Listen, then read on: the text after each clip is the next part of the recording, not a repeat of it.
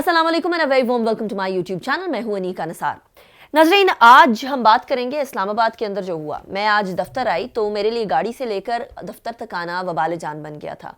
आंखें जल रही थी, गला दुख रहा था और जल्द के ऊपर जलन महसूस हो रही थी। ये क्यों हुआ? आज इस्लामाबाद में क्या हुआ? इस्लामाबाद मैदान जंग कैसे बन गया? वो तमाम चीज़ें मैं आपको बताने जा रही हूँ।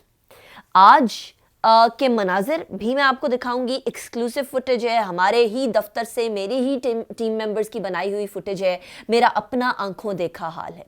आज गवर्नमेंट के बहुत सारे एम्प्लॉयज़, जिसके अंदर ऑल पाकिस्तान क्लर्क एसोसिएशन थी, लेडी हेल्थ वर्कर्स थी, गर्ज ये कि पाकिस्तान के तूलो अर्ज से तमाम के तमाम गवर्नमेंट एम्प्लॉयज़ आज सरापा एहतजाज बने हुए थे इस्लामाबाद में। हज़ारों की तादाद में ये लोग थे। इसके अंदर Punjab, KPK, Sindh, Balochistan, even federal से बहुत सारे गवर्नमेंट एम्प्लॉयज़ एहतजाज कर रहे थे। एहतजाज क्यों कर रहे थे? उनकी डिमांड ये थी, और ये मामला कोई 2-3 दिन से चल रहा था। उनकी डिमांड ये थी कि हमारी तनख्वाहों में 40% का इजाफा किया जाए, और सिर्फ 1 से लेकर 16 ग्रेड तक नहीं बल्कि 17 से लेकर 22 ग्रेड तक के अफसरान की भी पेज के अंदर इजाफा किया जाए। ऐसी सिचुएशन में ये डिमांड नहीं मानी गई। हुकूमत ने कहा कि ठीक है, हम 25% इजाफा कर देते हैं और करेंगे सिर्फ 1 से 16 ग्रेड तक के लिए। 17 से 22 ग्रेड के अफसरान के जो पेमेंट्स हैं उसके अंदर हम इजाफा नहीं करेंगे। इसके ऊपर और बात ना मानी जाने के ऊपर ये तमाम वर्कर्स जो हैं सरापा एहतजाज बन गए, इस्लामाबाद का रुख किया। थोड़ी देर पहले कुछ और जो हमारे, क्योंकि मेरा दफ्तर बिल्कुल डी चौक पर है और ये एहतजाज भी डी चौक पर चल रहा है, तमाम मंजर मेरे दफ्तर की खिड़की से नज़र आ रहा है। ऐसी सिचुएशन में कुछ लोगों से बात हुई तो उनका ये कहना था कि हमसे जो वादा किया गया था या जो मिनिस्टर्स वादा करके गए थे वो काबीना ने माना नहीं, लेकिन हुकूमत का मौक़िफ़ यकीनन अलग है। इस एहतजाज में अजीब बात मुझे ये लगी कि पाकिस्तान तहरीक इंसाफ के ज़माने में, इस टेन्योर में, अभी तक का जो 2.5 साल का अरसा गुजरा है, इसके अंदर बहुत सारे एहतजाज हुए, लेकिन आज के एहतजाज पे इंतज़ामिया का जो रिएक्शन है वो बहुत ज़्यादा एग्जैजरेटेड है। मैं कुछ एहतजाज की लिस्ट आपके सामने रखती हूँ। अगस्त 2018 में ये हुकूमत इलेक्ट हुई और इक़्तिदार में आई। 22 अक्टूबर 2018 को यूटिलिटी स्टोर कॉरपोरेशन ने एहतजाज किया, यहीं डी चौक पर किया, इस्लामाबाद में किया। 23 अक्टूबर 2019 को टीचर्स ने, असातिज़ा ने प्रोटेस्ट किया, यहीं किया। अब ये सारे प्रोटेस्ट मेरे अपने आंखों देखे हैं, क्योंकि मैंने जैसे पहले भी बताया कि मेरा अपना दफ्तर बिल्कुल एन डी चौक पर है। 14 अक्टूबर 2019 को लेडी हेल्थ वर्कर्स ने एहतजाज किया और अच्छा खासा एहतजाज किया, वो भी यहीं बैठे रहे कुछ दिन तक। फिर 23 जुलाई 2020 को एहतजाज हुआ।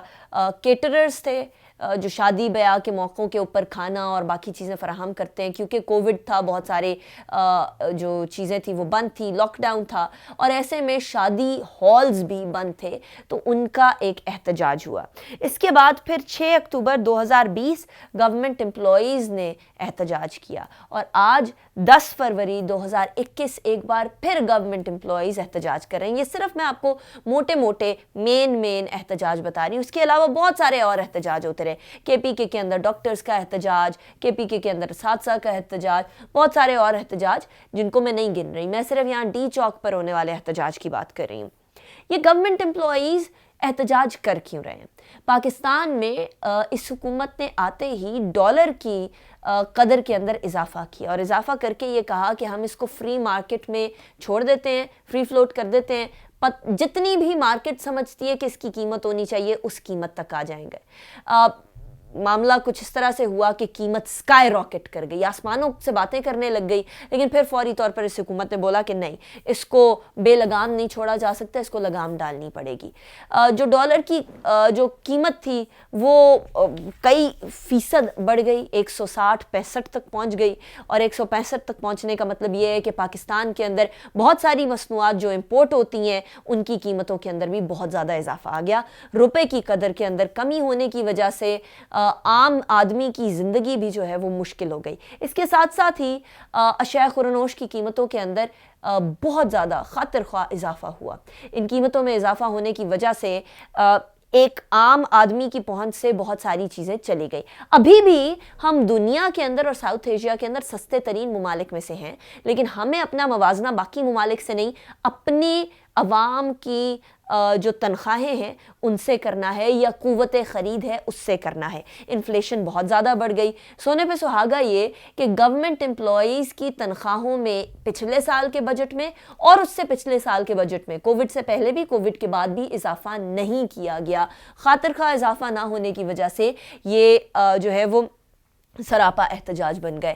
اب وزیر اعظم صاحب نے شبلی فراز صاحب کو یہ تو کہا ہے کہ جی آپ کریں, اس معاملے کو سولو کریں جو احتجاج ہو رہا ہے یہاں, لیکن میرے لیے حیرت کی بات یہ ہے کہ اس قدر بے دریغ شیلنگ کی گئی, آنسو گیس شیلنگ کی گئی ان لوگوں پہ جو کہ آپ کی حکومت چلانے میں ایک کلیدی کردار ادا کرتے ہیں.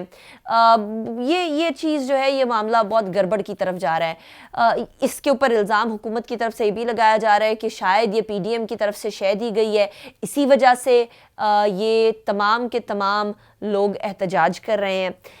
میرے پاس کچھ فوٹیجز ہیں جو کہ صرف اور صرف ہمارے دفتر سے بنائی گئی ہیں. وہ فوٹیج میں آپ کو دکھانے جا رہی ہوں. ایک فوٹیج میں آڈیو بھی ہے جہاں یہ کہا جا رہا ہے احتجاج کرنے والوں کی طرف سے کہ ڈٹے رہیں. وہ فوٹیج پہلے آپ دیکھ لیں, اس کے بعد پھر آگے چلتے ہیں.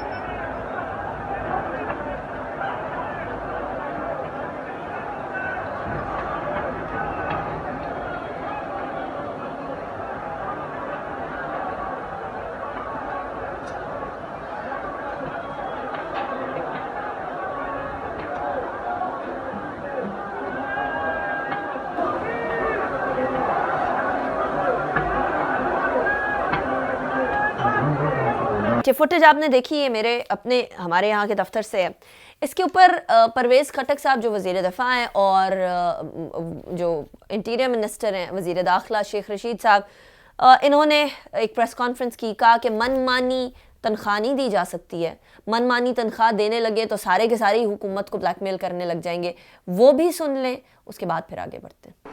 تو ہم تو بات کرنے کو پھر بھی تیار ہیں, ایک لمٹ پہ آ جائیں, جو گورنمنٹ کے لمٹ سے اس کے اندر ہم ان کو مدد کرنا چاہتے ہیں, گورنمنٹ تیار ہے.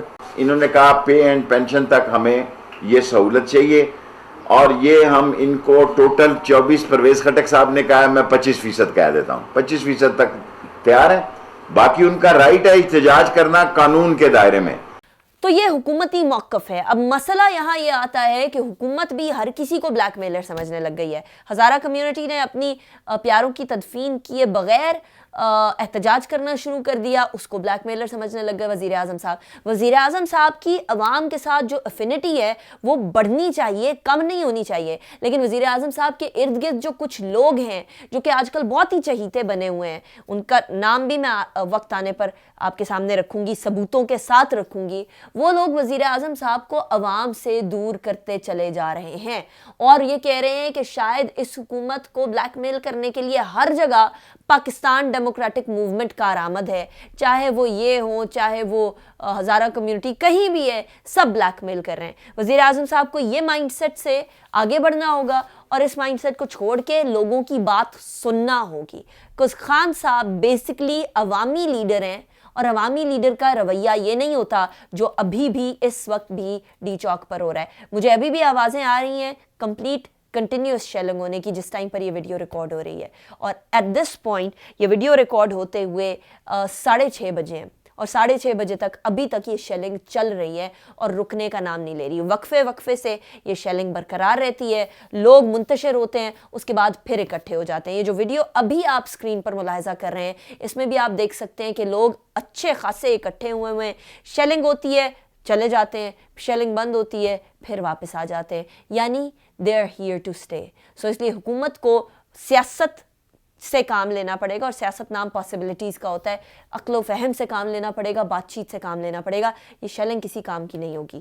مجھے اجازت دیجیے, اپنا بہت خیال رکھیے.